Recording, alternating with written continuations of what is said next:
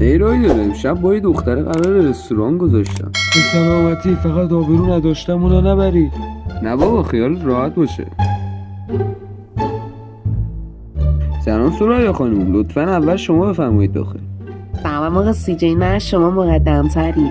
اوکیه، هر جور مایلید. خب سریا خانم از خودتون بگید.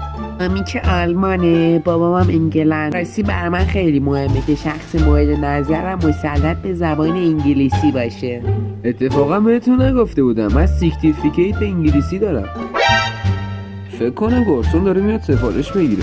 سلام دوستان، به رستوران من خوش اومدید. چی میل دارید براتون بیارم؟ من یه استیک ولدان میخورم. برای منم یه دونه رستاتوران ماناگم جعفری بیارید، تعریفشو خیلی شنیدم. رستوران منیجمنت جعفری، مدیریت رستوران جعفری. سریا تو برو بیرون، من حساب میکنم. خب سریا چطور بود؟ عالی بود، مرسی داداشی.